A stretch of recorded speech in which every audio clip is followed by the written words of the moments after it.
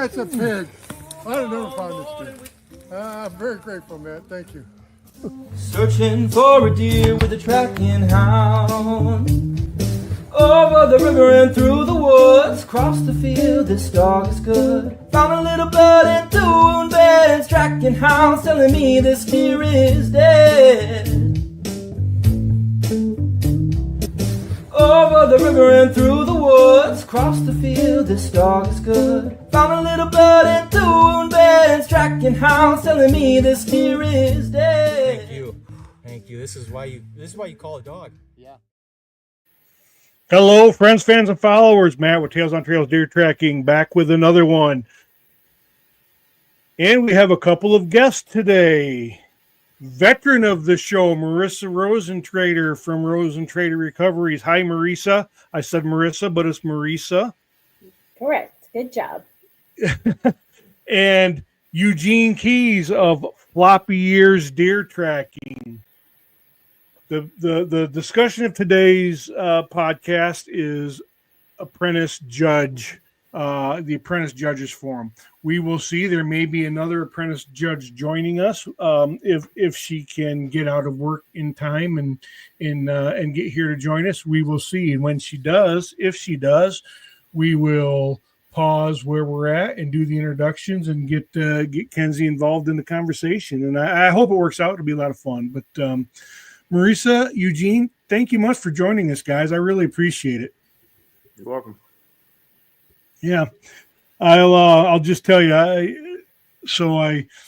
think we talked about this before we started recording. That I had this this brain fart of an idea for a podcast about apprentice, an apprentice judges forum, but I just kept pushing it off. I always try to find something different to talk about, and that just kept popping up. And finally I said, well, this has come to mind enough. I need to reach out to the two apprentice judges I know, one of which is Marissa, the other one was Kenzie. Floated the idea. They were both gracious enough, and then they brought Eugene along and got him caught in this tangled web.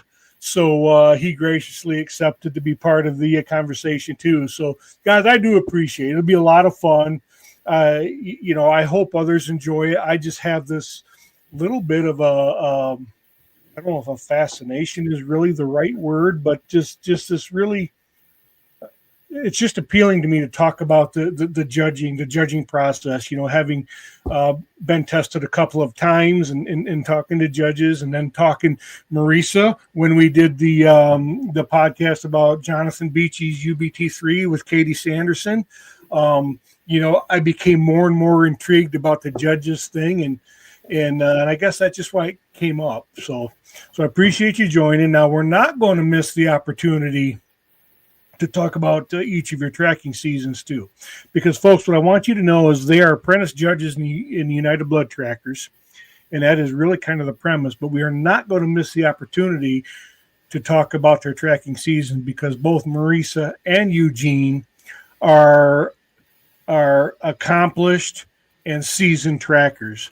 So Marissa had a milestone accomplishment this year that I'm going to badger her into telling us about, and Eugene, we'll hear about your service and your stories too. So thanks a lot, guys. I do appreciate it. So we'll let's start with just a quick bio, if we will. Just tell us a little bit about who you are, what how long you've been tracking, how long you've been apprentice judging. We'll get to that later in the judges section, but just a little bit about you from a tracking perspective, Marissa. So I'm Marissa Rosentreter with Rosentreter Recovery. I'm here in Illinois. I'm in the Illinois Deer Tracker Network. I'm also one of the board members of the Illinois Deer Tracker Network. I've been tracking for the public for 4 years. I have 2 tracking dogs. Doc, my 18, he's UBT1 and UBT2 certified. And then Delta, she joined the team this year. She's UBT1 certified, and I will actually be testing her at the Illinois event for her UBT2. Nice. So nice. She is 11 months. So she'll be doing her 2 at a year and 3 months is about what she'll be, which is about what Doc was when he tried his 2. Yep. So my milestone this year was I hit 80 tracks. I've never done 80 tracks in a season, and I'm just over the moon excited about it because I really didn't think I was going to hit it.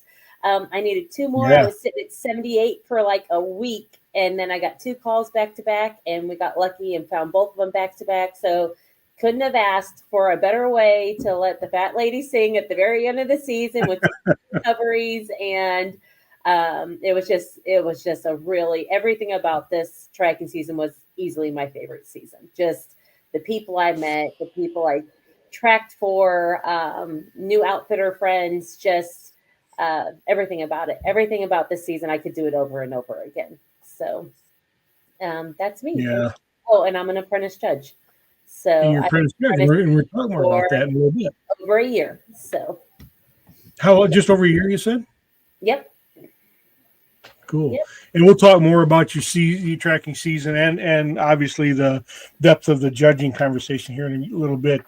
Eugene, tell us a little bit about you and floppy years, buddy. So my name is Eugene Keys. I'm out of Missouri. I'm part of the Missouri Deer Trackers Network. I've been tracking for 8 seasons now. I've trained 3 dogs, but I only track with 2 of them. I got Dixie. She's a blue tick coonhound. And I got my rookie dog, or my dog that had her rookie season this year was Whiskers, and she's a Catahoula. Dixie's UBT 1 and UBT 2 certified. And then Whiskers passed her UBT 1 in 2024. Back in May, she was 7 months old, I believe.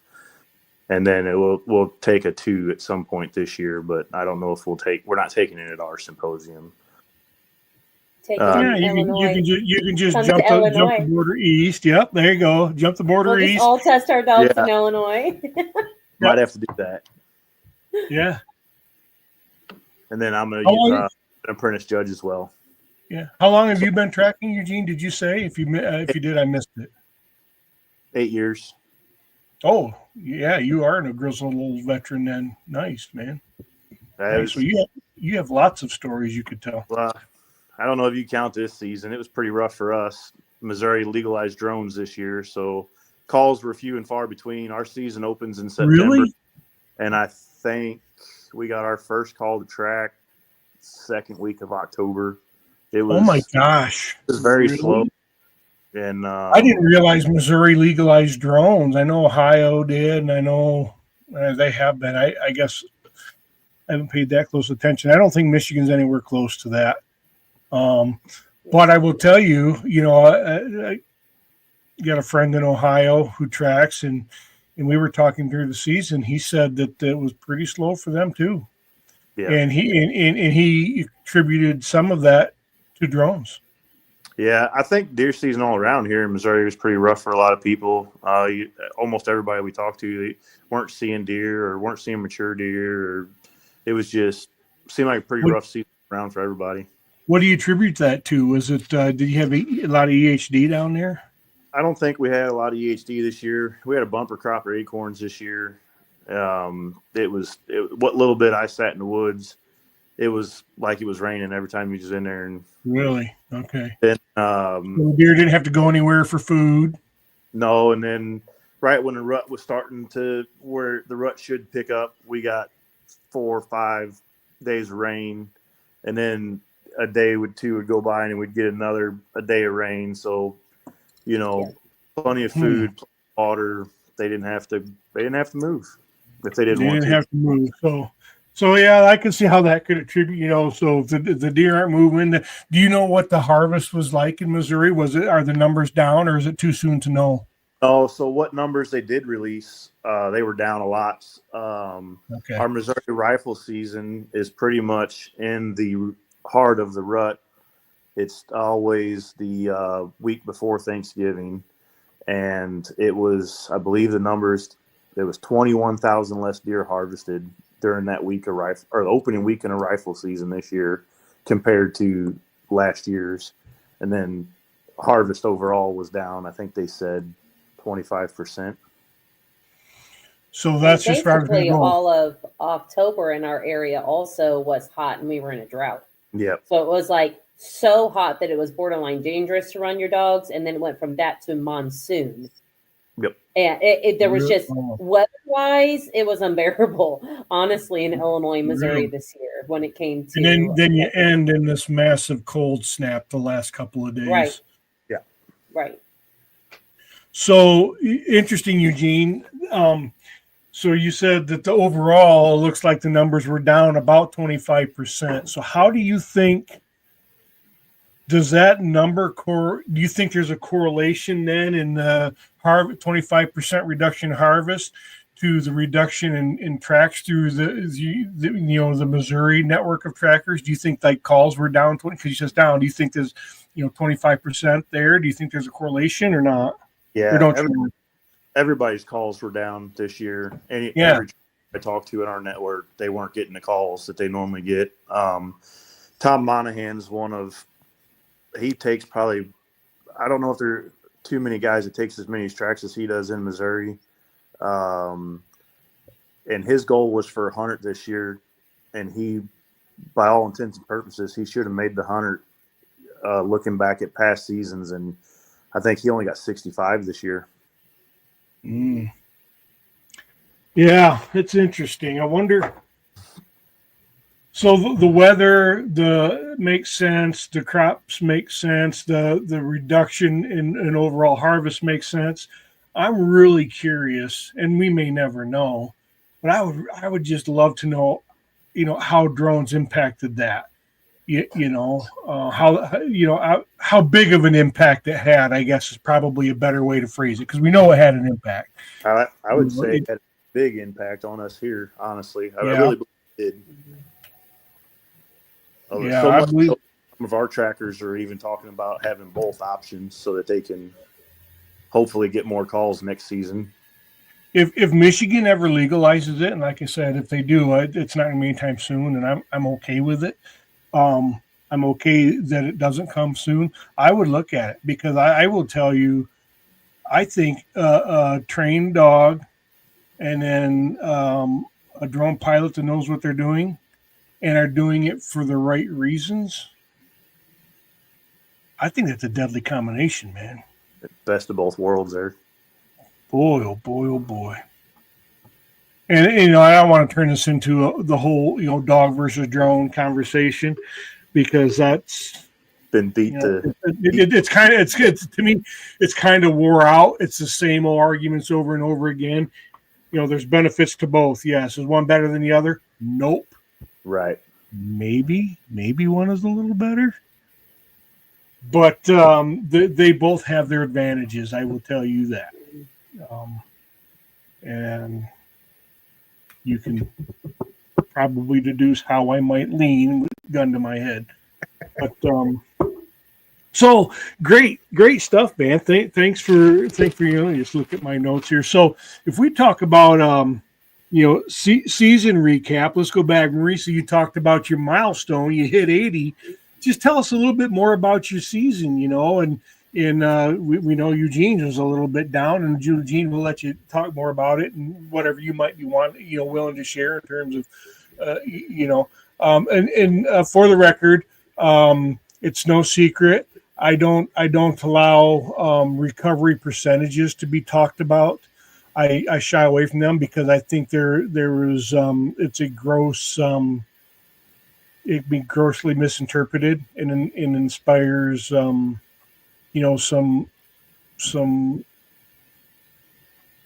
not impure thinking, but it can influence things in a way that's not accurate. Let me put it that way. So I don't want to know about your recovery percentages, but I always like to hear tracking stories and just how your season went. And if there was, I always like to hear. And there was this one moment that really was a eureka moment for me, or a defining moment in your development. Eugene, you're an old grizzled veteran, so that's going to be harder for you. But I'm sure you learned something. Marissa, you're a year ahead of me, so maybe there is, maybe there isn't. But share a little bit about your season, Marissa.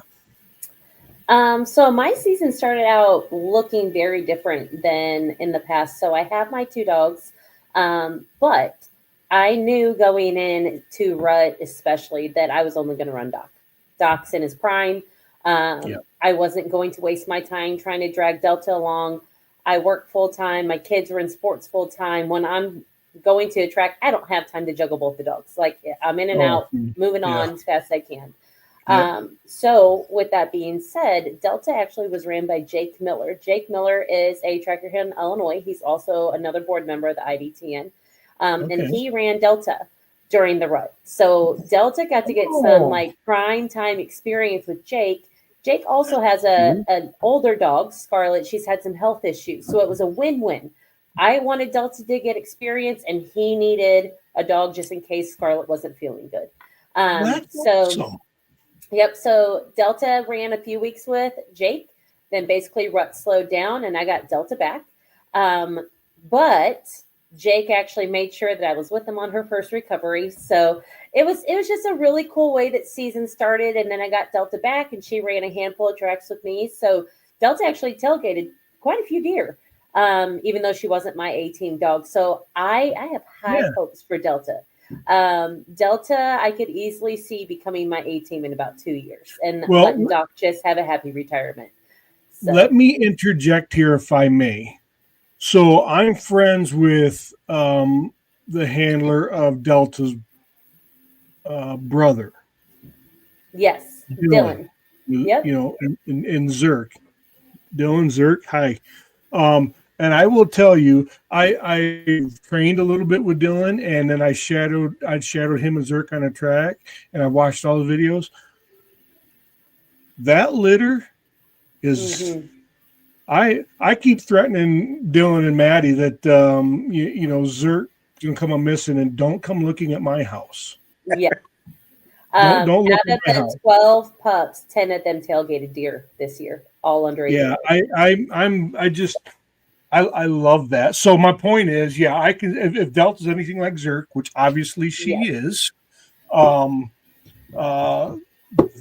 they're going to be some deer finding machines, and of course they're, you know, they come out of some pretty good stock with a little bit. Doc is dad. Yes.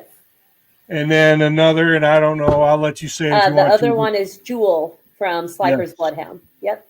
I wasn't sure if pretty awesome cross. So pretty awesome cross. So, you know, my next tracking dog, I'm 99% sure is going to be a bloodhound again. You know, that's what I've got now. And I had a breeder already decided where I wanted to go, because another friend of mine's got a dog from this breeder. I like him. She's a machine too. But then I meet Zerk. I'm like, well, wait a minute. wait a minute. I might have to talk to Ron and Marissa and see what their plans are. Well, without saying too much on the podcast, there might be some surprises this year. So all right. We'll just put that out there. All right. I need it to be in about 6 or 7 years, though. I can't, you know, two bloodhounds, my wife would divorce me. I have 2 bloodhounds and a basset hound. I mean, it'll you have a basset hound too? Uh-huh. What's your basset hound's name? Is it Larry? Duke? Oh, okay. Okay. I didn't know you had a basset hound. That's awesome. Yep. So anyway, back to your season. 10 years old? Mm-hmm. Oh, well, he's a good boy, isn't he? Oh, yeah. So back to your season, Marissa. I hijacked your story. Sorry, Eugene. Oh, you're good.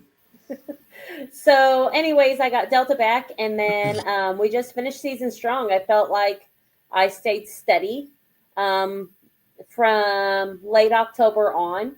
Like Eugene, I really didn't have any calls at the beginning of October. It was so hot. I mean, it was, even if I had calls, honestly, I didn't really want them because the deer was going to be rotten in just a few hours. It was a race against time there a couple times, and just people weren't hunting. In our area, people were waiting. They're like, why go out in this heat and hunt when you know you have to find your deer right away or you're going to lose all the meat?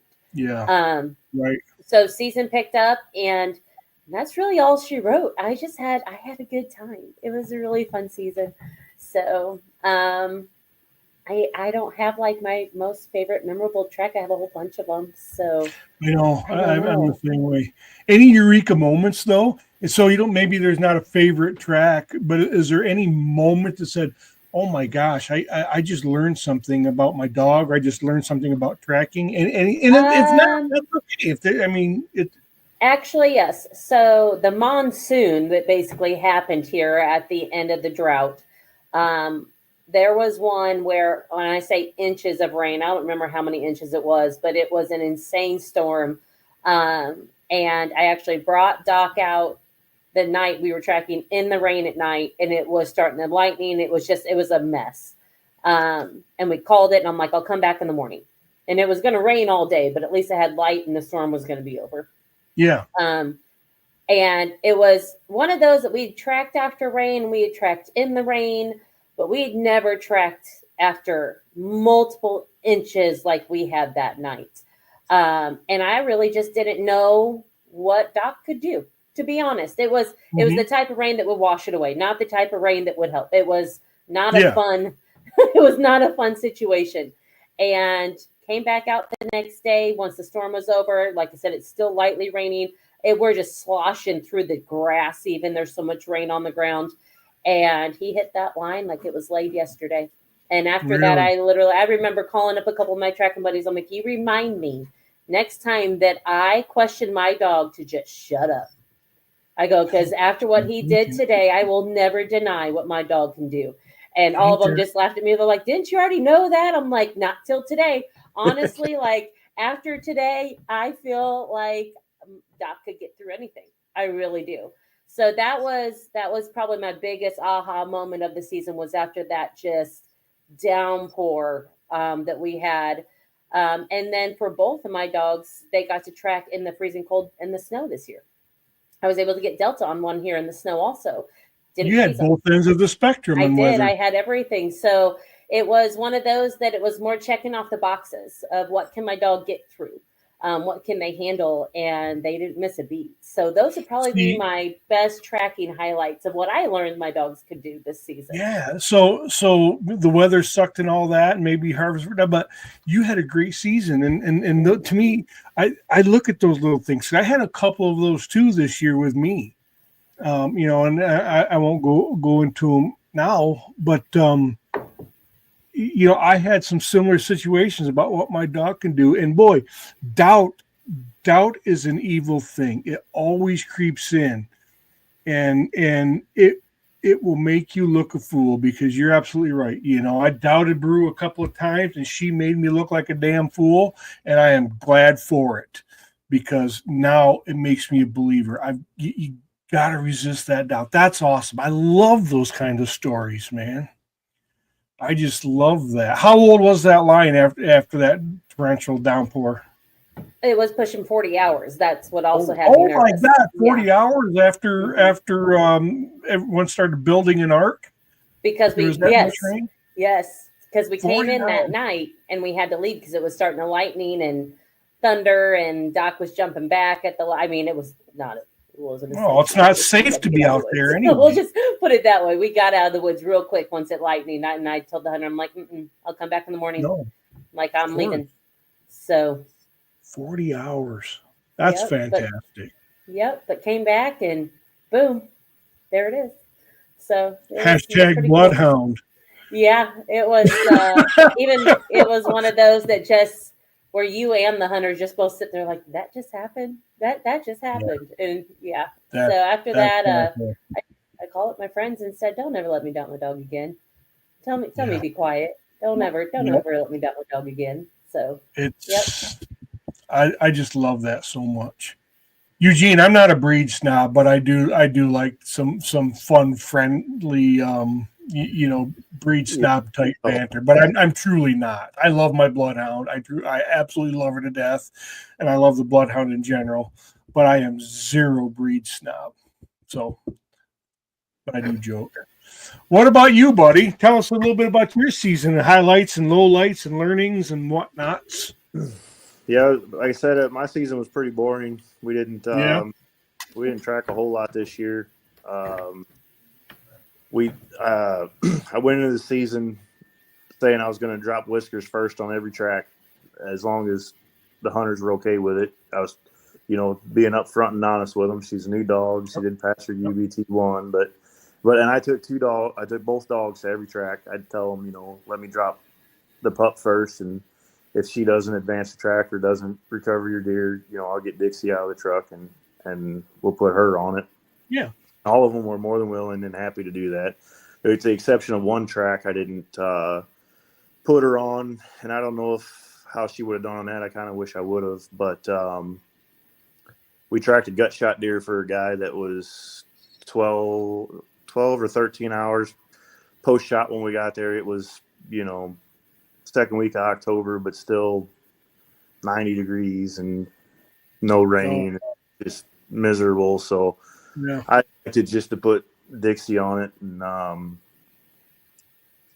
ended up doing a huge backtrack, and we ended up recovering that deer alive at 1.5 miles, I think it was. We took that, and half a mile of that was the backtrack. Oh my So God. I don't know how she would have done on it, but would have been nice to see, but probably Sure. saved herself a lot of time too. Yeah. Yeah, that been, I suspect that'd have been tough for a young dog. Those consenting conditions weren't good at all. It sounds like hot and probably dry as a bone. It was one of the, back at night, we had our headlamps on, and it was one of them Okay. deals walking through the woods, and you can't see the dog for the dust of dogs kicking up, and Oh my Lord, yeah. able to smell through it, and it's really tough conditions when it's like that. But it worked out for us. I know the hunters were doubting us. They doubted that the deer went the direction because they'd already been that direction, and they actually got frustrated to the point they went back to the truck. They're like, "You can keep tracking if you want, but we're going to the truck." So, and then when I called him and told him we had his deer, he was beside himself. So those are the tracks you like when you make believers out of doubters. Absolutely. Yeah, that's great. And with 8 years under your belt, or 8 seasons, probably no real defining your eureka moments or anything like that. Those for you, other than your pride of the Dust Bowl track. Right. Yeah. No, that's running Whiskers this year. We got to learn some of her. We got to learn her proximity alerts and. Oh yeah, that's good stuff. Yeah. Things you want to know. So it was good season behind her. We tracked one. I think it was our first track of the year. Was for a local guy here, and he took a forward shot, which those are terrible on recovery anyway. And it was a very small single bevel broadhead. I think it was 3/4 of an inch cutting diameter. So he had tracked a deer 600 yards with blood, I think it was. Asked us if we'd come out and track it for him. I asked him if I could put Whiskers on it. He said yes. He couldn't find the arrow. He swore he thought he got a pass through, but couldn't find the arrow anyway. Put Whiskers on the track. We got maybe 100 yards into it, and she perked up, got it, and she's kind of like biting at the air, looked around, jumped into a bush, and I thought, well, this deer either done a huge backtrack or she's got something else found, because the way she was acting there. And I walked up there, and we had his arrow. It was in that brush pile. Oh, wow. Okay. After covering that, she continued to advance the track all the way past his last blood. We had confirmed blood after his point of loss till we hit a property line issue. So he asked if I'd put Dixie on it anyway, just to make sure deer didn't cross the property line there. So we put Dixie on it, and I restarted her 6 times, and she went to that fence every time. So, and we couldn't get permission to continue. Yep. So you know where the deer went. Yep, we know where the deer went without question. Yeah, if Dixie goes the same way that many times, I learned my lesson. I don't doubt her anymore. No. Yeah. For how old is Dixie? She'll be 8 this year in July. Oh. Okay, so she's an old grizzled veteran too. Yes, sir. Yeah, she started to show it too. She slowed down a lot when she was real young. I would have to run a pinch collar on her. Actually, JJ Scarlsberg, I think is how you say his last name.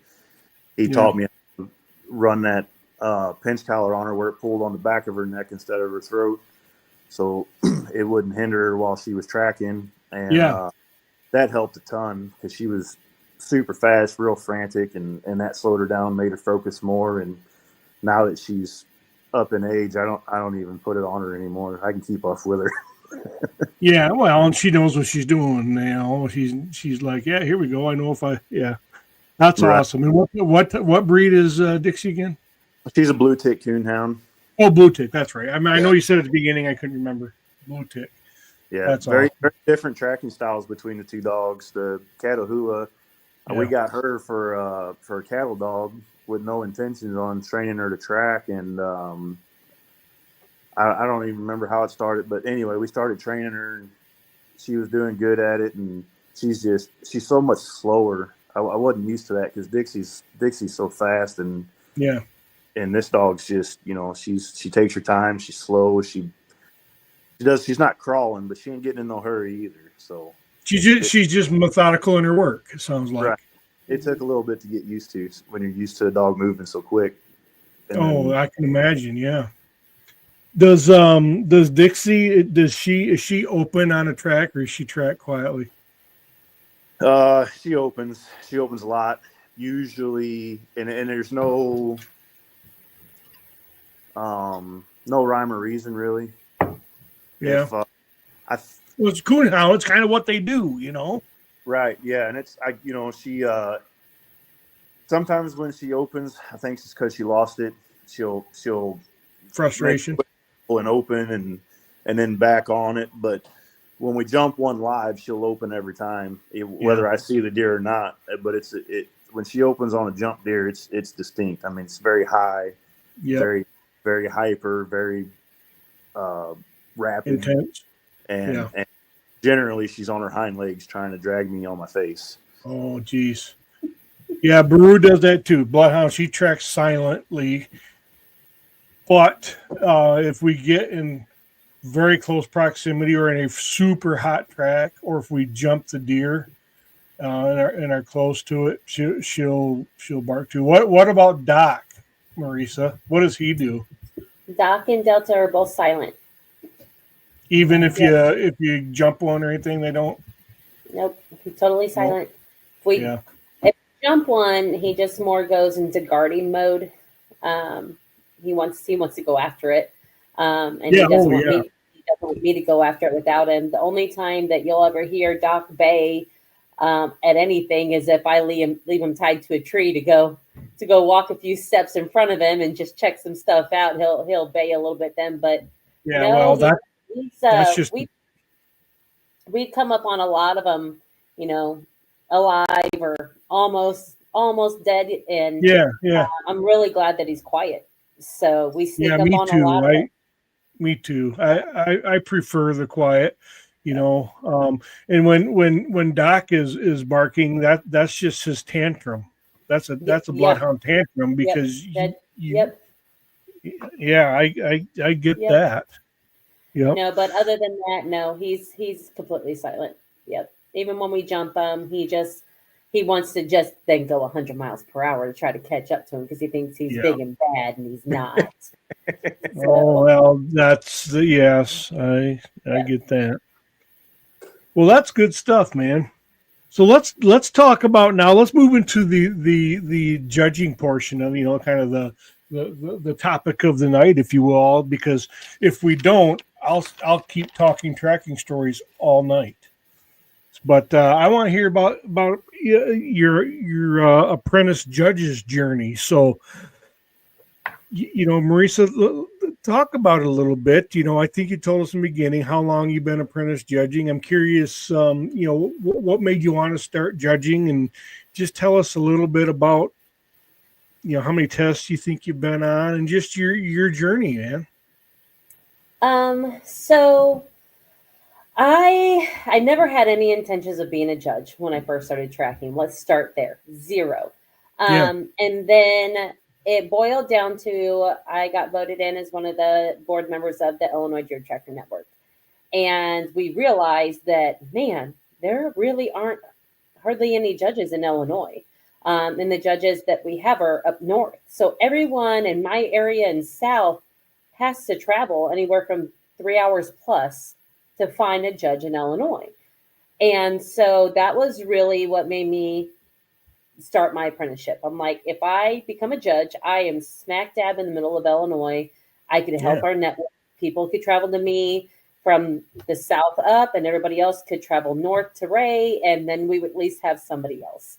And so that's what started it. And then what started as just a simple, oh, I'll become a judge, turned into my new favorite obsession of traveling and meeting people, and the shenanigans that go with it are a lot of fun. But I've learned so much as a handler, not just a judge, along the way that I could apprentice for the next 2 years and probably keep learning things every place that I go. So yeah, that's actually what pushed me to get into it, was just becoming a board member in Illinois, needing judges for people trying to get tests outside of events. And it's been a lot of fun since. I've traveled to Michigan, Minnesota. I'm going to Missouri this year, but I've been to the Missouri Symposium before because Missouri and Illinois joined up and did one together a couple of years ago. And then I went to it prior when I first started out. I'll be going to Oklahoma this year as well, and then our Illinois event again this year. So, you're going to Oklahoma? Cool. Yep, I'm going to Oklahoma. Yep. That's awesome. So you said something that resonated with me, and now I want to be a judge. And I say that a little bit facetiously, but maybe not.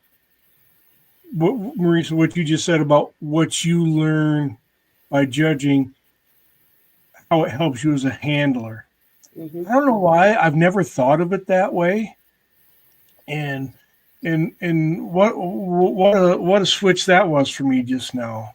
All the guidance you give others, or when you see a rock star hound out there and you watch a handler do, never seen her even say things to their dogs you've never said to your dog, you take it. I mean, it's little pieces that you're exposed to that you would never be exposed to without being in this program. Well, the other thing is too, you're apprenticing under other experienced judges who are also experienced and accomplished trackers. So, how dumb of me to not even make that connection. And what an awesome thing. Okay, so I don't think Michigan needs any more judges, but boy, when I think of it from that perspective, I might have to noodle on that. So, So what about you, Eugene? What made you decide to want to be a judge? How long have you been apprenticing, and what's your journey looked like so far? So kind of the same story. I really had no intentions on being a judge. Wasn't interested. Didn't want nothing to do with it. Missouri had their first symposium. I want to say, I think this is our 7th one. I think 7 or 8. Okay. And I went to the first one, and Missouri had no judges at the time. All the judges came in from out of state. Brady, who's the president of MBTA, was the first judge in Missouri, I believe. That's correct. And then Mary Wilson, and then Tom. So we got 3 now. But anyway, Tom's the one that kind of pushed me that direction to become a judge. He's like, I'm doing it. I was like, I'm not doing it. I'm not interested. It seems like a lot of work, a lot, Yeah. He's like, no, we're doing it. That's funny. So I think it was our 3rd symposium when I finally threw my hat in the ring to start apprenticing. And at the time, and I didn't actually get to apprentice at that event because I was testing. And at the time, they told me I could not apprentice at the event if I was testing. So, okay. But then later on down, the first Illinois Deer Trackers Network event was when my first apprenticing began. I came in a day early, I believe it was, tested my dog, and then I was able to apprentice the next 2 days with Gary.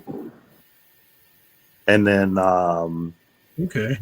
what I was going to say. But yeah, I kind of really had no intentions on being a judge, but it's been a fun ride for sure. Like, you know, the people you get to meet, the people you get to watch, Oh yeah. Yeah. Well, going for sure. that is well, you guys, Marissa, every time I get on a podcast with you, you change my perspective on something, because the first time it was about testing. Remember how I'd only had my one and I was all, I don't need a two because that gets me nothing, until we talked. And then I realized how short-sighted that was of me and how I was holding myself back and how dumb.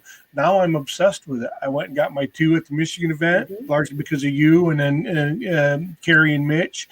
You know, it inspired me. That was probably still my favorite part of the Michigan event, because I was on another test, and when I came back, you're like, guess what? I'm like, no way, you passed. You're like, I passed. Gave you the biggest hug ever, and and it's those moments. It's those moments that just make apprenticing and judging absolutely worth it.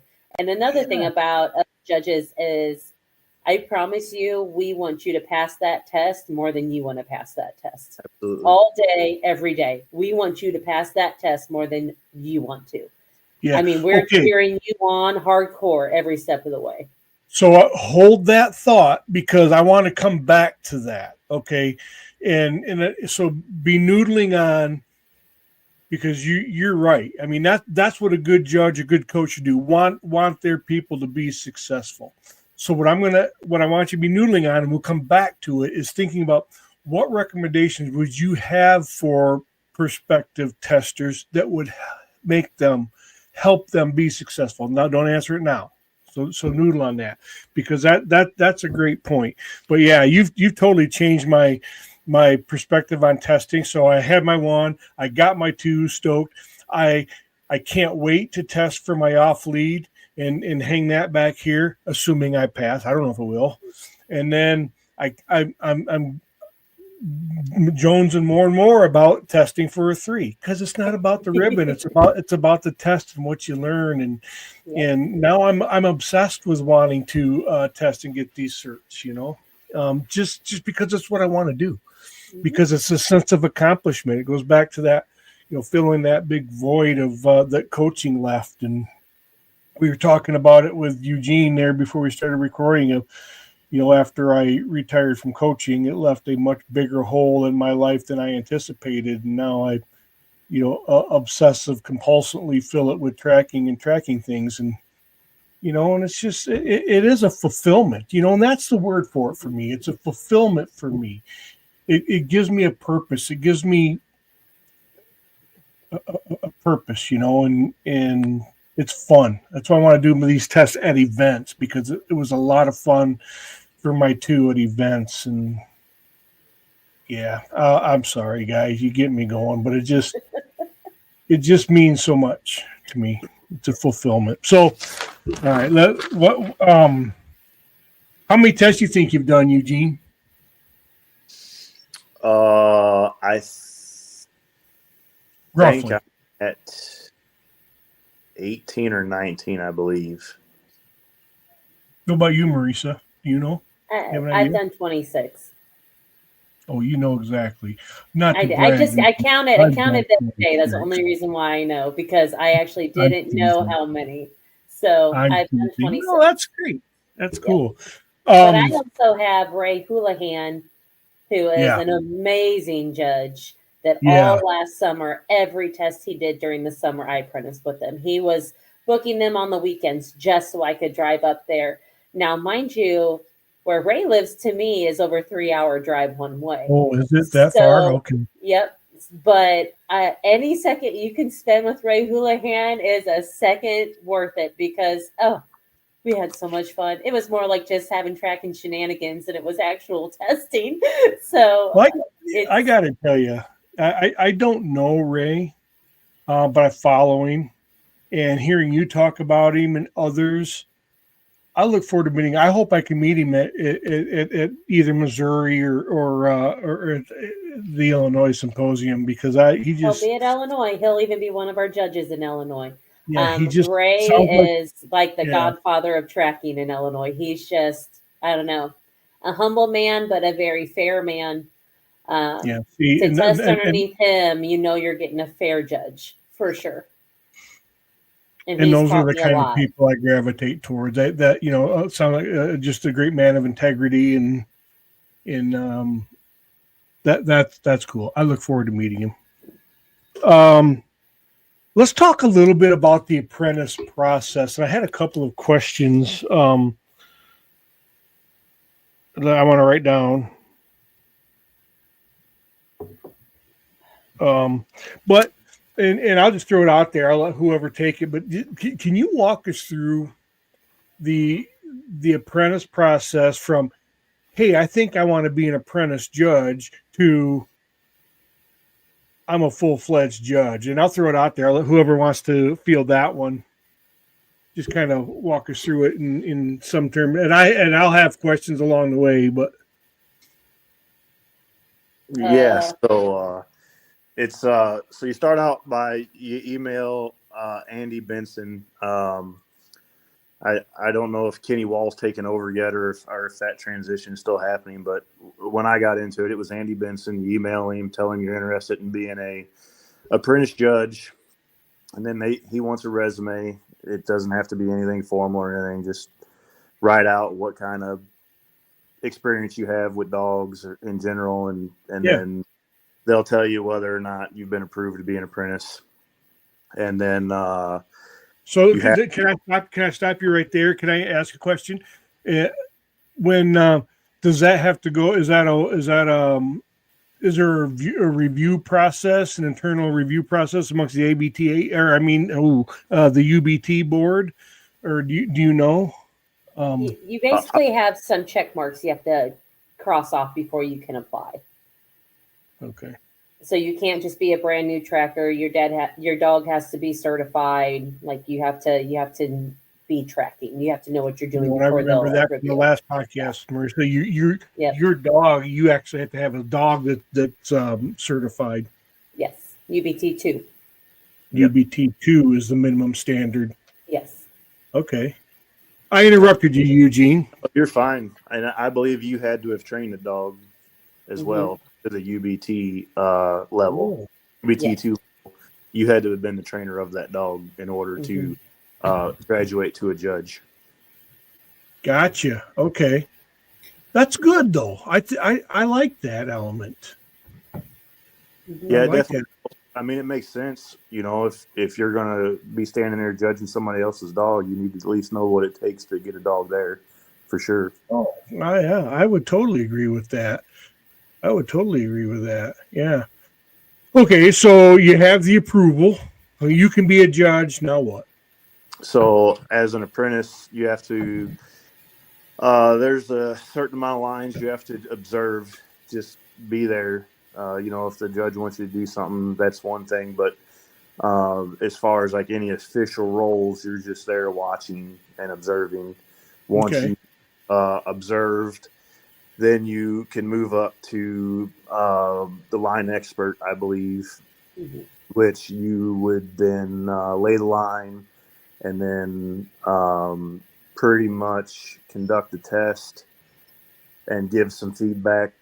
And then the judge is the one that tells them whether they pass or fail. And then you can move up to conducting the entire test with a judge. And then again, you do everything from start to finish. In the beginning, you do the hunter interview and you tell them the rules of the test and what's allowed, what's not allowed. And then you let them start the dog.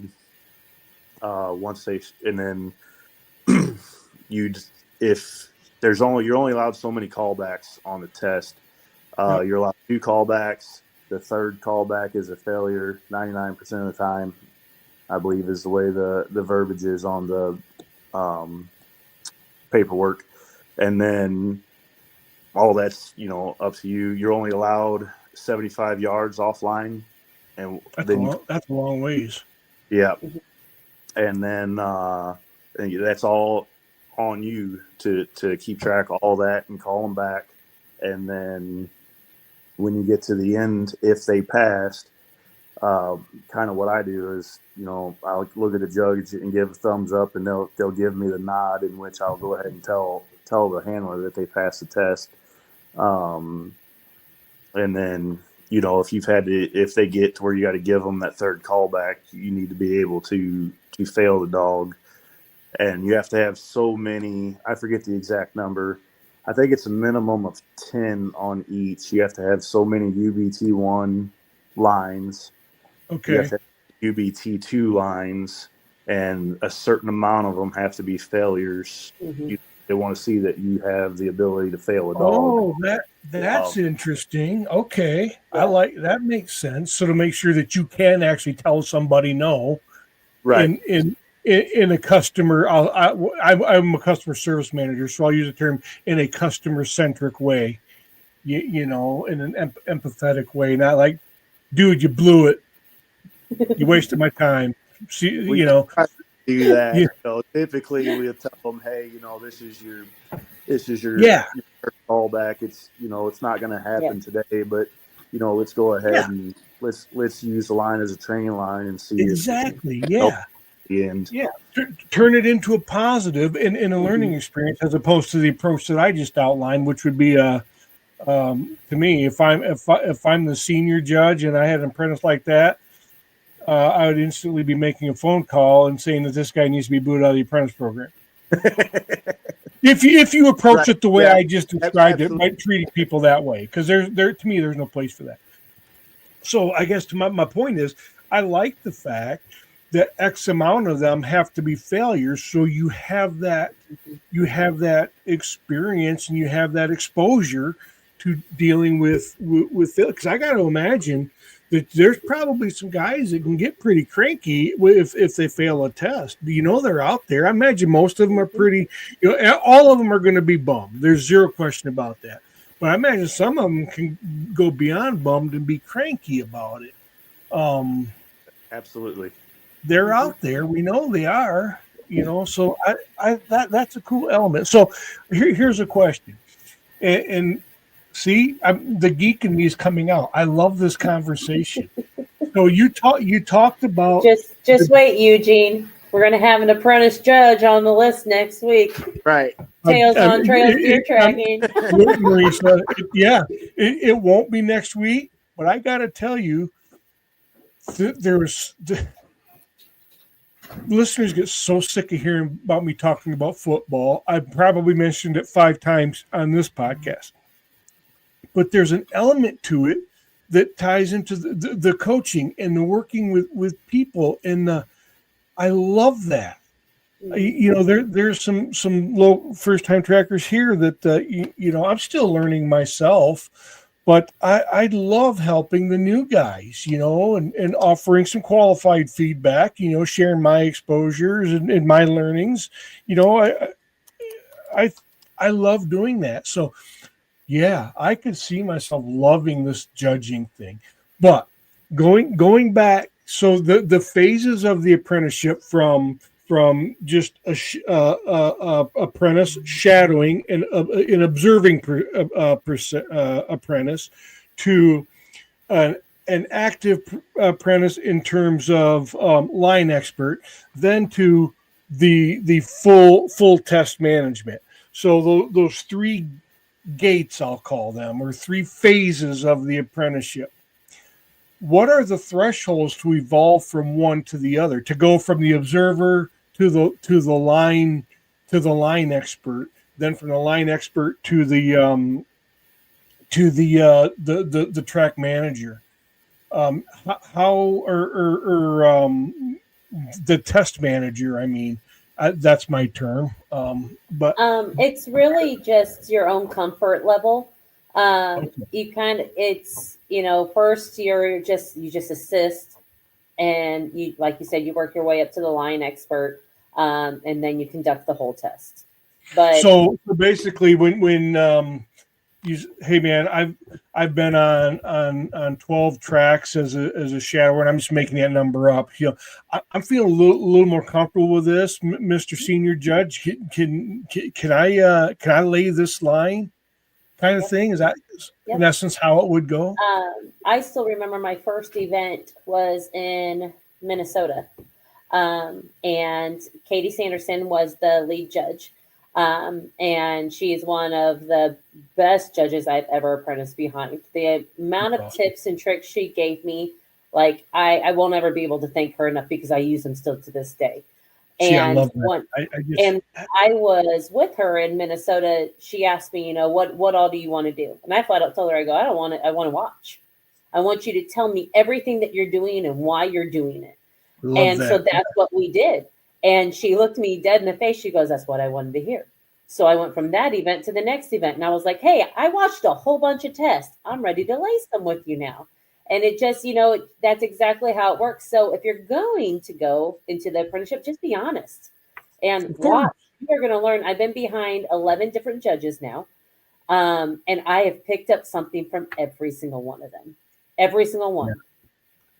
I love, yep. I can see it happening. I love everything about that. I love everything about that. So, how does it work then in terms of your mentor judge or the senior judge? Do they assign you, or does it just you go to an event and you draw names out of a hat, or how does that apprentice master connection work? So the lead judge is the one who assigns the apprentices with the judges. But you as an apprentice can flat out say, hey, I've already worked with like Eugene. He's already around Tom all the time. He's probably not going to want to apprentice with Tom. He's going to want to apprentice with someone that's out of state that he doesn't see all the time, because he can run a test with Tom whenever he wants to. Just like I can run a test with Ray Houlihan whenever I want to. So I'm going to want to apprentice from someone I know I may never see again unless it's an event. So you can ask your lead judge to do that, but really the lead judge makes the assignments of who goes where. So the lead judge being the lead judge at whatever event there is that's coordinating all of the tests and everything. So they assign okay, I see how that works. So it's not like you're assigned a mentor judge throughout the whole process. And obviously I guess I knew that based on what you said earlier, but I was just curious how that works. So the lead judge assigns them. Nice. And you've been behind how many, did you say, different judges? 11. How about you, Eugene? Do you have an idea how many different judges you've been behind? Or apprenticed with, I should say, not behind. That's okay. Not 9. I think 9. I'm pretty sure 9. Yeah, 9 or 10. Yeah. That's way cool. Okay. So we walked through. You've worked your way through the phases, and you are now the apprentice. But you're a senior apprentice, and you are now managing the track from start to finish and engaging with the hunter and giving them a thumbs up, thumbs down, and tips and all of that. What then kicks you into what are the criteria for becoming a full-fledged judge, out of apprentice status and into judge's status, and what is that process like? So we have a form we have to fill out. And on that form, it tells you, you fill it out with, if you were at an event or, like in our cases, we got judges close to us. We work with that judge. So you fill out, I was at Missouri Bud Trackers Association. I worked with this judge. It was these dates. And then you have, I observed, or I was a line expert, or I was or I conducted the whole test, And then there's a comment box. So it's a spreadsheet, essentially. You fill that out. Once you have all of the requirements met, you would then send those off to the director of testing, which I believe it's Andy and Kenny right now. Mm-hmm. And then have to reach out to 3 other judges and ask them to write a letter of recommendation to the board on your behalf. And Do then they have to be judges? They must have to be judges that you've apprenticed with, I presume. correct. Yeah, it has to be judges you've apprenticed with, and you need them to write a letter on your behalf, a letter of recommendation. And then so the director of testing has your spreadsheet with that you met all your requirements, and then the 3 letters of recommendation, at which point they'll take to the board, and collectively the board will decide whether you become a judge or not. Okay. And is it a unanimous vote, a simple majority? How do you know with the board, or just think it goes to the board and you're I getting would the email assume saying majority congratulations? because that's just the way everything else is done. So Yeah. So you talked about the criteria. You know, they want to make sure you met all the criteria. What are the criteria? Again, it's so many tests. They want to see that you did so many UBT 1s, and then That's right. We talked about that, didn't we? Yeah. 2s, and then obviously you have to have the 3 different levels of I observed, I was a line expert, I conducted the test, and then 4 events. Yeah, it has to be 4 events, and then you have to have so many failures so that they can see that you don't have a problem failing somebody. Okay. Yeah, I guess we did talk about that. I'm sorry. So what level are you guys in the process? Where are you at, Eugene? I hope to be pretty close to done this year. My plan was to hit as many events as I could. I need to reach out to some people and see if I can get in some places still. I was hoping to make Oklahoma this year. Hoping to go Come to Michigan, buddy. What's that? Come to the Northern Michigan Trackers meetup. When is your? Yeah, do you guys have your date yet? Yeah, Eric put it out today, 9th. Oh, that's the August one. August. I'm sorry. Yeah, August. Yeah. I might be able to make that one too. Do it, man. I'd love to meet you. Well, I'll meet you. I'll meet you this. I'll meet you in March. Yeah. I'm for sure going to Missouri and Illinois this year. So, but I hope to hit 3 or 4 more. Yeah, August 8th, 9th, and 10th. Maybe I'm overstepping here because this is Eric's thing, but yeah, man, might reach out to him, man. That'd be cool. I'll have to do that. It was a good time. That was the very first last year. The Northern Michigan Trackers meetup was the first tracking event I'd ever been to. Well, you're in for a wild ride coming to Missouri and Illinois then. I tell you, when we talked about, I keep going back to that podcast, but when we talked about it, it was very clear to me, hearing it from you, Katie, Beachy, and then talking to Carrie and Mitch separately about the event. I kind of got goosebumps right now. I just love what that is, and I am really stoked to go to it. And just from a brotherhood camaraderie perspective, and Eugene, I hear very much similar things about Missouri. I mean, I was hearing when I could barely spell tracking. I was hearing about what a great event Missouri is. So, and I just can't wait to go to them. And now I got another one to go to, so I'll use some more vacation time in August. And they're a great time. I mean, the people you get to meet, the things you learn, the camaraderie, the shenanigans, everything. It's just they're a great time when it's all the rushing around is said and done, and everybody's sitting around the campfire, swapping stories and drinking. You know what we're gonna have to do? We're gonna have to do a campfire podcast. Let's do it. We'll get around the campfire and we'll just do it. Well, I don't know if you can hear that. What Hey, happens at the man, campfire stays at the campfire. Right. yeah, good point. Maybe we'll have a round table. Well, no, that's super cool. So I keep looking at my notes here. This is just I just love talking about this stuff. What's your favorite judge's story?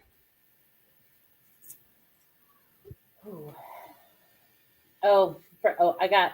Can I go? Yep. I Yeah. know it. So I was doing. Are we using judges' names? I think we should. I don't know. I think we should. Let Because better judgment. it'll bring prevail. it all in. It'll bring it all in. I think we should. So I was apprenticing with Tom Monahan on a track, and Katie Sanderson was on the track with us. Long story short, we get to the end of the track, and Tom starts giving, because all of us judges or apprentices give a little spiel at the end of, the one or two takeaways to work on, or one or two things he did good on, just the recap of the line. And the whole time, Katie's telling me, I'm not going to talk. I'm going to hold myself back, and I'm going to let Tom talk. And Tom didn't have 2 words out before she's like, oh my gosh. And she starts going into her 2 takeaways, which were basically the same 2 takeaways he had. And he looked at her, and she realized what she did, and she starts running away.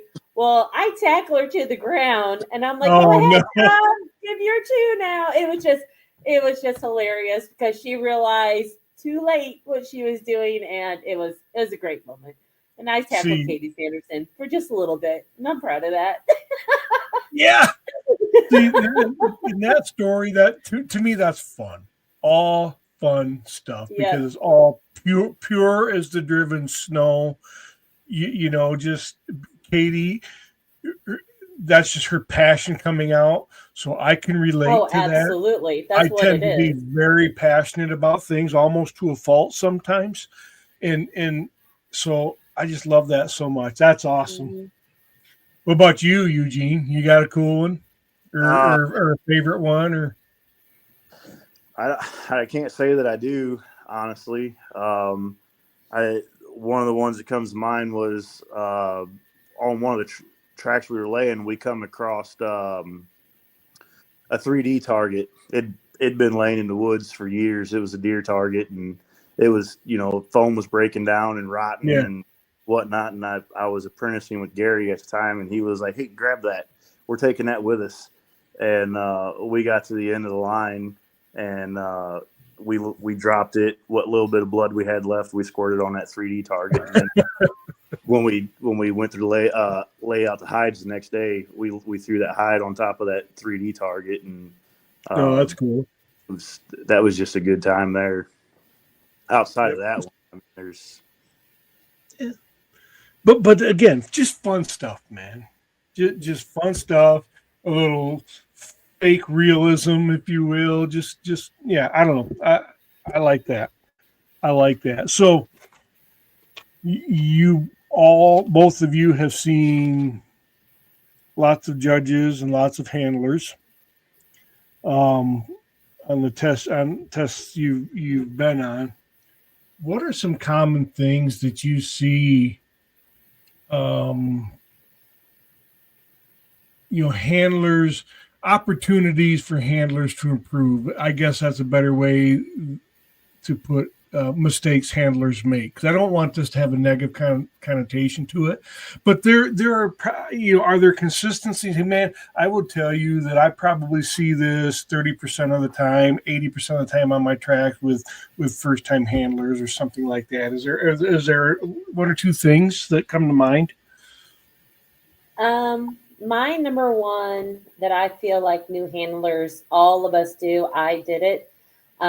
And I actually learned this before I became a judge, but it resonates with me because the judge that told it to me was just so accurate about it, was quit nagging at your dog.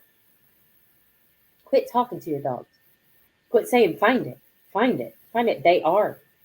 They didn't waver from the line. You don't need to tell them what they're doing. And the that I had, it was when I took my first ever test, and they just told me, they're like, why do you keep telling your dog to find it? I'm like, oh no, like that's just what we do. Yes. And their analogy was perfect. They're like, "You're married, right?" I'm like, "Yeah." Well, Yeah. no husband likes a nag, and no dog likes a nag. And it just hit me like, oh, well, I get it now. You're right. And that was when, honestly, that transformed my personal tracking career. So whenever I see a handler in there, that Eugene, you can probably contest to this. Every time they find that fake wound bed, and they're like, "Good job!" and they get their dog all fired up. That's about usually when the dog messes up because they get all hyper. Leave your dog alone. Your dog found it. They know what they're doing. You be quiet. You're nagging. You're hyping them up. Yeah. Just be quiet. Well, and that's interesting too, because the wound bed's not the target. It's just Right. it's just one piece of the many pieces of the puzzle. Yep. So When I first was a tester, when I was a tester, I used to always think if I could just find that wound bed, then I know I'm on the right track because there's those mock wound beds. But now, as the judge, the apprentice judge, that wound bed is to test the handler, not the dog. That wound bed is 1,000% to test the handler. What are you going to do? Oh, Right.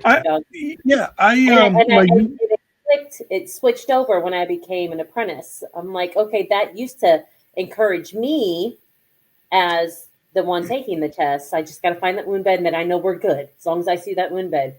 Yeah. But you have to keep your emotions under control because that resonates right down the line. That's the hardest. That mock wound bed, that's for you, not your dog, all day. 100%. That dog yeah. don't care. It just smelled something, and And it's funny you say that, because when I took my UBT one with Eric, I wanted so desperately to find the wound bed. I didn't see it. So we got to the end. It says, he let me know what Pastor says. Doggone it, I didn't find the wound bed. I said, I missed the wound bed. Eric says, yeah, you missed it. He says, but your dog didn't. Mm-hmm. And then on the two at Northern Michigan, there were two wound beds. I missed the first one. I missed one, and I found the other. I think I missed the first one and found the second one. But yeah, that's interesting. I wanted to find it as a validation that we're on the line. Particularly on my first UBT one, I was so nervous. I didn't know anything. I didn't think my dog knew anything. She was a year old and didn't have a season, but anyway. So great stuff. What about you, Eugene? What do you see commonly or Yeah, that's one of the main ones there. She just mentioned was over talking to your dog. The other one is choking up on your lead too much or running a short lead. Yeah. Guys want to be, or trackers want to be right up there on the dog, and that dog don't need you on its butt. Get back to the end of that. I personally, I run a 50-foot lead, and just because of the way Dixie's tracking style, and yeah, I try to you want to stay at the back of that lead, because yep. if the dog misses a turn or misses a check or something, and you're right there on that dog's butt, you're unknowingly pushing that dog, and dog's going to blow past the turn every time because you're pushing the dog. So we've had guys show up with 6-foot leads and want to test with a 6-foot lead. It's get a 20, 30-foot lead and stay at the back of it. That dog don't need you up its butt.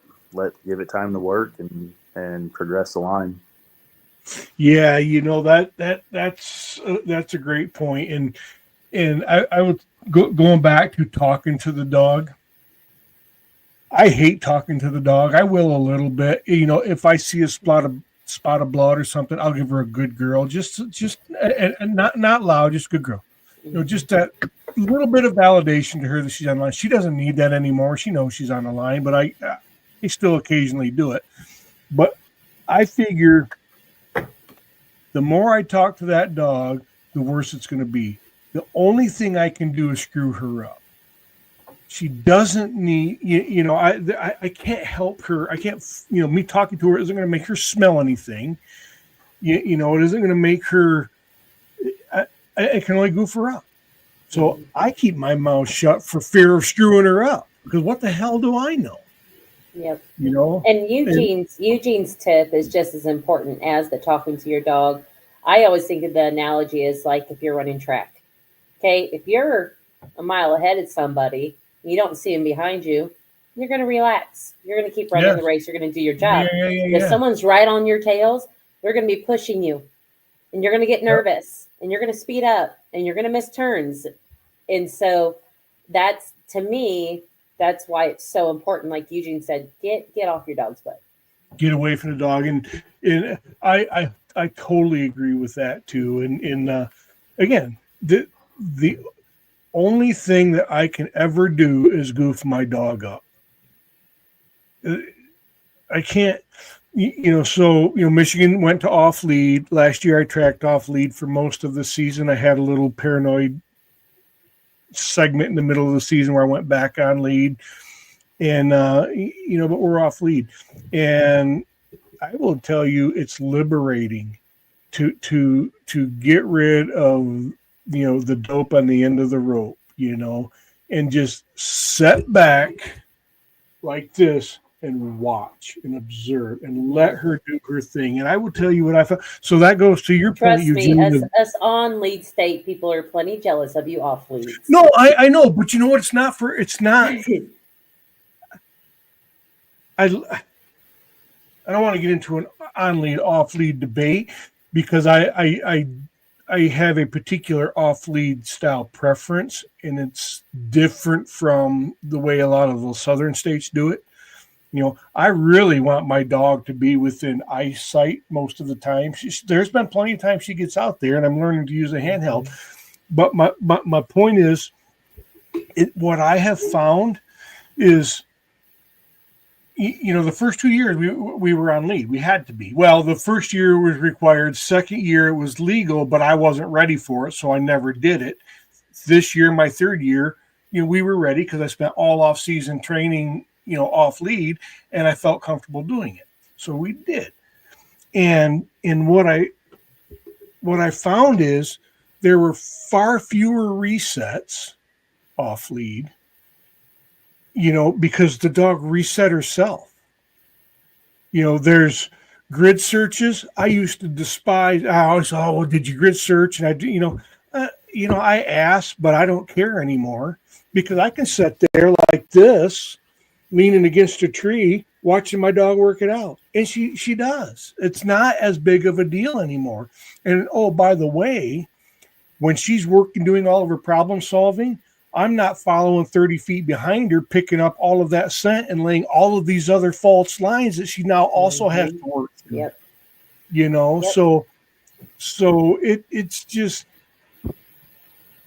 it's not for everybody. Your dogs have got to, I still have some work to do for off lead, and I'm going to do some work before I go down to Illinois and test for it. But it's just, grid searching isn't as big of a deal anymore, and just don't reset the dog. I watched her reset herself many times. I mean, and one time a huge reset. She took us way the hell back around, went all the way back to the beginning, and reset herself and restarted and picked up the line, and it's just, I don't know, it's just fun. It's just fascinating. So that validates your point, Eugene. And even before we were off lead, I had that 30-footer, and I tried to stay as close to the end of it as I could. Let her do her thing, because the only thing the person can do 90% of the time is screw up the dog. Right. There's very little help that the handler is going to give the dog, unless you have to, other than resetting them back to where they were tracking or the last spot of blood because you can tell they missed a turn. That's the only help. My perspective, that's really the only help a handler can give. Anything else is just noise and confusion and no value add to the dog's work. Mm-hmm. Absolutely. That's my soapbox of a limited experience tracker, but that's just, I do feel passionately about that. Passion is not a word, but I do feel that that's just how I feel about it, unapologetically. Super cool. Let me look at my notes here. What advice? So, do you have any other advice beyond quit talking to your dog and quit pushing your dog? But in terms of, okay, yeah, here we go. Going back to Marissa, I told you, hold on to that, be thinking about it, because you said as judges, you want to see the handler and that team be successful. So what recommendations, advice, words of wisdom would each of you have for those who want to test? And does it change based on the level of test? For them to best prepare, and what can they do to best give them the best opportunity for success? Things that they can control, because they can't control the weather, they can't control things. But from the things that they can control in terms of preparation, what recommendations would you have? If you know that you're getting ready to take a test, then obviously practice. But don't lay your own line.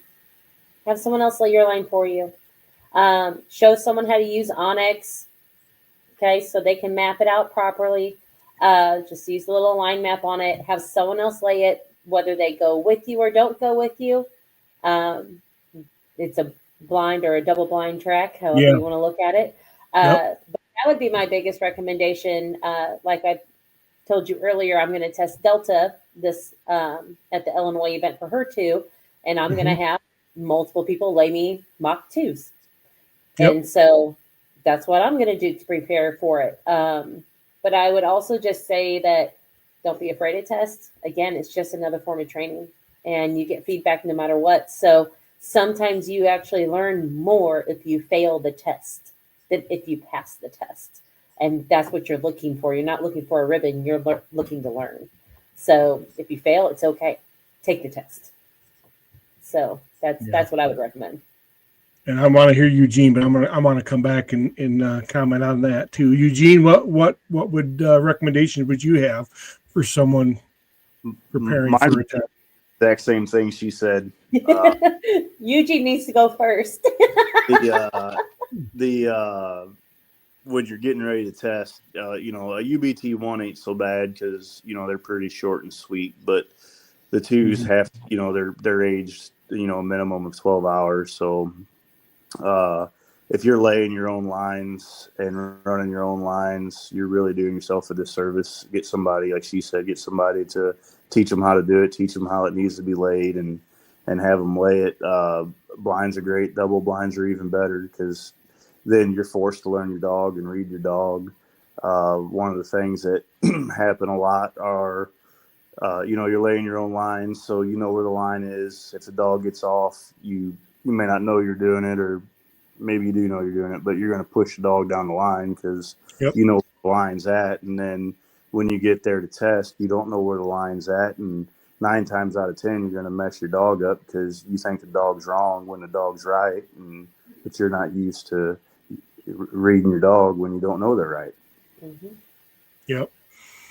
Yeah. So, and I agree with all of that. So I'll give you my recommendation from not an apprentice judge, but someone who has tested twice and prepared is, I guess I'm just reinforcing what you have said. 2 things, know the criteria for the test, the 1s and the 2s and the 3s. If you're going to do it, 3's a whole different animal. So we're going to exclude 3s, although, but for your entry level test and what I refer to the UBT2, I consider that the journeyman's card of certifications. It's just your working man's or woman, working person's certification. It's kind of the staple and expectation. So and they both are. They both have their merit and they both are credible, but know the criteria for each one. You're right. Run some blind ones. If you can get someone to lay the line for you, make sure that the person laying the line knows the criteria. And then and then run them. And, Marissa, I have to echo what you said because of my awakening a year ago or whenever it was about it's just a test. Those ribbons don't mean anything in the dog's ability. I'm proud of them. It's an accomplishment. I worked for them, but that's the value in the work we did to get them. That ribbon don't mean squat in terms of it does. That ribbon doesn't make the dog better. So it's the work that you put into to prepare to get that ribbon. And if you fail, who the frick cares? Because it's not an indictment on, and this is my awakening that I had on that podcast with you, Beachy, and Katie. I say it all the time, and I say it because I mean it. It was a flip the switch moment for me in my thinking, and I couldn't be happier for it because it doesn't matter. You will find as many deer with that without that ribbon as you will with that ribbon, if you're open and receptive to the work you put in to test, and then the feedback you receive from your judge, your apprentice judge, and other tracking mentors. If you fail, so what? You didn't fail. If you approach it right and you don't let your ego get in the way, I'm talking to you men. If you don't let your ego get in the way, you will learn if you want to. And therein lies the value. Go back in 3 months and get the ribbon to validate the work that you put in. That's my recommendation. And there I go on a soapbox again. But and I apologize for that, guys, but it's just how I feel about it. And I do think it's important. If you put in your best effort, be humble, be proud, and you're going to be just fine. And do it for the right reasons. Yeah. Yep, that's what one of the things I like when we start a test. I try to tell people, hey, this is just another day in the woods with your dog. Yeah. I mean, we've all tested, so we know what that feels like. Nervous wreck, and you want to look good in front of people that's got experience and and all that. We'll call it negative energy. Just it feeds through to the dog, and the dog picks up on all of that, and that's usually there's once you get moved, there's a little hiccup in the beginning, but once you get rolling, you get settled down, then the dog settles down, and then but it's just another day in the woods with your dog. And that comes, and you're spot on, Eugene, in what you said in knowing your dog.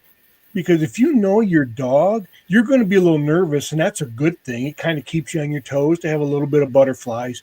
But to have this freaking paralyzing meltdown or oh my freaking God, I'm going to be a failure if I fail don't worry about that. And if you know your dog, you're not going to have that. I went into my UBT one again. Brew didn't have any.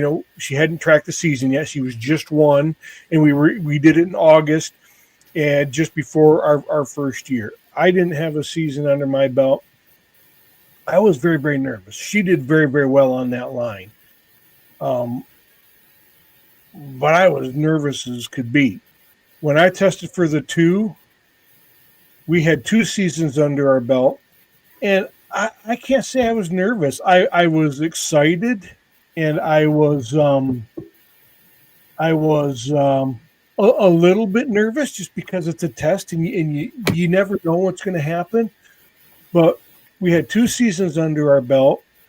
I teamed up with local friends here, Brent and Jeanette Ladd from Ladd's Deer Tracking, and they tested too. And they're very close to me. They're like, maybe 20 miles from me. So we teamed up and run laid lines for each other, and we worked hard and prepared, and I wasn't nervous. And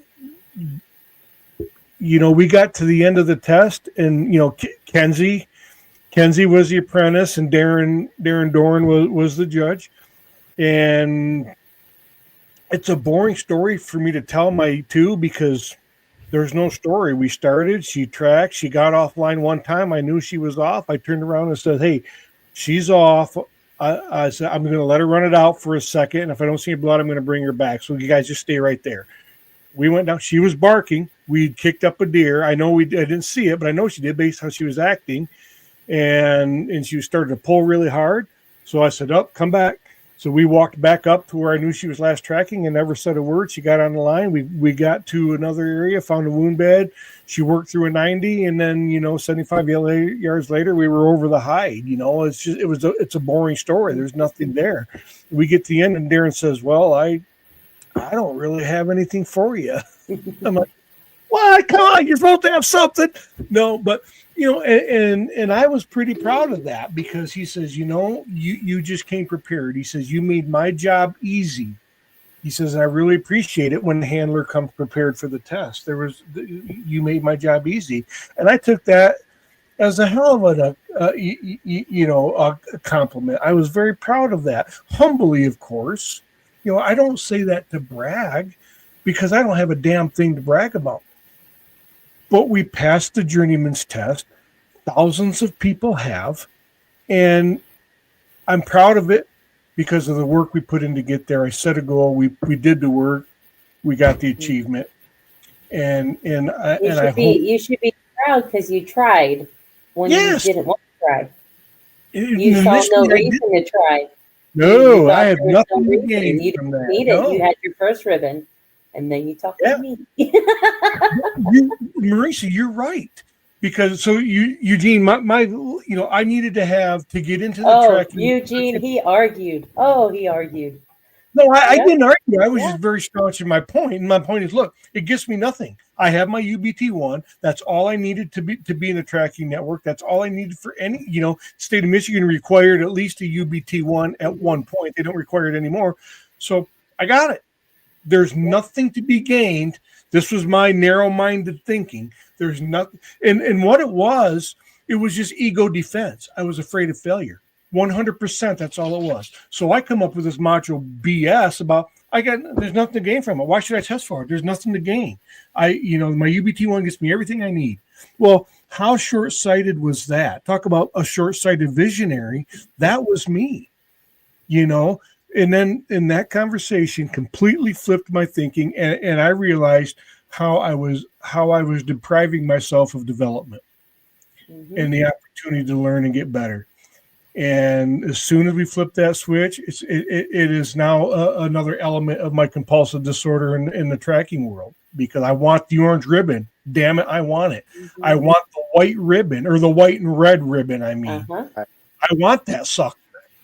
Oh, and you're going to get it. You're going to get it. I don't know. You will. We'll see. But if I don't, so what? Right. So I don't know. I'm babbling and repeating myself, but it's because I mean it and I'm passionate about it, and I so passionately enjoy it. So I will quit rambling right now. Well, guys, look, that's about all I had on my notes, the things that I wanted to kind of kick around. Is there anything that, we didn't talk about that you would like to, bring up or something you'd like to revisit or clarify or questions you might have of me? Oh, hold on. No. Before we do that. So let's talk about the events coming up. So I think we have 3 coming up pretty quickly here. We've touched on all, but let's talk about it with dates. Eugene, the Missouri Symposium. What are the dates? Do you know them off the top? Yeah, so it's going to be March 28th, 29th, and the 30th. It'll be a Friday, Saturday, and Sunday. The symposium itself will be just the Friday and Saturday, Sunday strictly for testing. Okay. So registration is open. So followers, if you want to go to that event, it's highly recommended, by the way. I've never been there. I'll do a podcast recapping that for sure. And I expect it to be great and wonderful. So the registration is open. You can go to Missouri Blood Trackers on Facebook, and the registration form, I believe, is there. Yeah. Also have a website, Missouri Blood Trackers Association.org. And Okay. click the events tab, and there's a place to register on there as well. Okay, great. And that's going to include seminars and testing and food and camaraderie and storytelling and biggest liar contest and all of that stuff, right? Sure. Yes, sir. There's some And I'm going to be a part of all of that. I'm going, and I can't wait. I'm already registered. I've got my hotels reserved. I am super stoked about it. So those dates one more time. March 28th, 29th, and the 30th. 29th, 30th. 30th is testing only. Just testing only. Yes, sir. Yep. Marissa, we've got the IDTN symposium coming up. Tell us about that. So the Illinois Trackers Haven is May 30th through June 1st. Friday and Saturday is nothing but being with your teams and seminars. We'll have our testing. It will all be on Sunday. We will have some tests on Thursday as well, just to get some of them out of the way. And we might have some UBT 3s on Friday or Saturday or both. We'll just put it that way.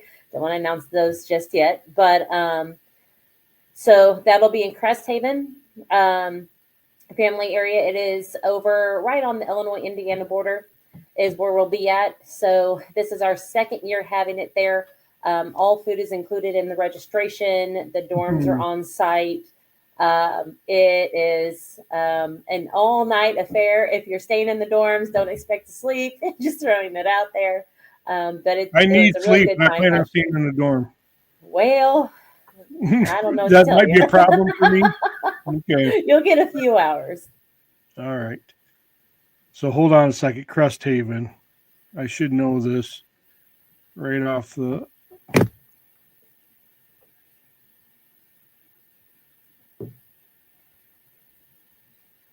Yeah. Oh no. Anyway, I was going to tell you. I think it's about 6 hours from me. Maybe a little bit less than that. Maybe 5. Oh, that's So- not bad at all. No. I'm going Yeah, to drive back. it's Claremont, Illinois is where Yeah, Crest Haven Claremont. actually That's is. what it was. Claremont. Yeah. I in essence drive through that or near that to get to Eugene's, to get to Missouri. Yep. Missouri, I think, is 8 or 9 hours for me. Sullivan, right? Yep. Sullivan, Missouri. Sullivan, Yep. yep. Sullivan, Missouri. Yep. What the heck was Illinois, Marissa? What town? It is at Claremont. Claremont. That's yeah. Claremont. Yeah. Hold on. Nobody cares about this, but now it's personal. Yep, May 30th through June 1st. When school first gets out, bring your kids, let them go fishing. Had Ooh, lots got of kids fishing fishing ponds? last year. Yep, 6 hours. Yep. 6 hours for me. there you Not bad at go. all. Not bad at all. Yeah, and then Sullivan is I think 8 hours. So awesome. Well, okay. So we also have in April, and I don't have the dates, but maybe you remember Marissa because you're going. But the Oklahoma, Tracklahoma. So Oklahoma is Tracklahoma. Tracklahoma. Tracklahoma is April 4th through 6th in Arcadia, Oklahoma. Okay, another So, event. all right, so Tracklahoma. Tracklahoma and Missouri are 2 weekends back to back. Oh yeah. I guess they are, aren't they? Yep. So, and then in August 8th, 9th, and 10th, we have the Michigan, the Northern Michigan Trackers Meetup, Yep. another UBT event in Grayling, Michigan. So the events are starting to pour. The Michigan event registration is not open. Registration is open for both the Missouri event and the Illinois event. I don't know about Tracklahoma. I suspect maybe, but I don't know. I'll give you an answer on that. 1 second. Yeah, but that anybody that's curious about other events, they can go to the United Blood Trackers the United Blood Trackers website, click on the events page, and it'll give you a list of all the events that are hosting for the UBT. So there's Okay. there's Texas, Oklahoma, Missouri, Illinois, Colorado. Mississippi, Colorado. I think Florida's in. Oh, I forgot about the Colorado Yeah. event. Yeah, Yeah. Colorado. Florida's rescheduling for September. Okay. So Macomb, Mississippi's already on the schedule. The Minnesota's, I think, is on the schedule. Michigan, I think, has one on there too. Yeah, that'd be the August event, Yeah. probably. Yeah. Yeah, it's brand new. Isn't Yeah. Minnesota and Wisconsin combining this year? Is that Yeah, right? I think Right. that's what. Am I making that up? No, I think you're right. But all of that's on the website. It's they want to see everywhere that's hosting an event this year. And that's unitedbloodtrackers.org, not .com, unitedbloodtrackers.org. Go to the events tab, and that'll list all the forthcoming events. But, Yes. close to home, and for me and the 2 or 3 of the ones I'm going to, I'd love to go to Tracklahoma. I want to go to that one at some point. I will at some point. But, Illinois, Missouri, and the Michigan events, those are the 3 I'm attending. So. Okay, so now that we've talked about events, what have we talked about that you want to revisit, or what haven't we talked about that you want to mention, Marissa? Really, I have nothing. I think we touched on a little bit of everything. Just that I don't think it matters how long you're in tracking, whether you're a judge or not a judge or an apprentice. Go to events. You're going to learn something. No matter what, you're going to learn something. There's always something to learn. I always say the more seasons you get under your belt, the smaller the morsels may be that you learn, and maybe the gaps between them may become bigger, but they are still there. Mm-hmm. And if you think they're not, please reflect. But yeah. What about you, Eugene? Yeah, I can't think of anything that we missed. Again, like you said, if you can make an event, you should make them. I think you can learn something from everyone, or from every event. I mean, you just sit there and be quiet and listen to the people with more experience than you talk, and you'll have more aha moments than you think you will. I don't care how long you've been tracking. Somebody will say, I experienced this, and how it happened, and then you're going to go, well, that's why my dog did that, and how to attack that in the future if you have to. Yep, I totally agree. I was talking about this, I think, when I was podcasting with Frank and Nick, 2 first-year trackers. We did a first-year tracker recap. They're friends of mine here in Michigan that tracked the first year, and I said, just having those conversations, you'll have, oh my God, that's what probably happened on that track. That's probably what this deer did, or oh my gosh, that's why my dog did this. Always something, man. Always something. All right, guys. Well, look, I tell you, I really appreciate it. This is really fun. Too bad Kenzie couldn't join, but she's doing far more important work in saving lives, in treating those that need to be treated. So that's very noble work. So good for her. But it would have been fun if she was here.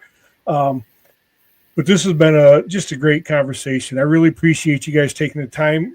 Marissa, I do, and very seriously, I would like to, as we draw near, we get 3-4 weeks out or so.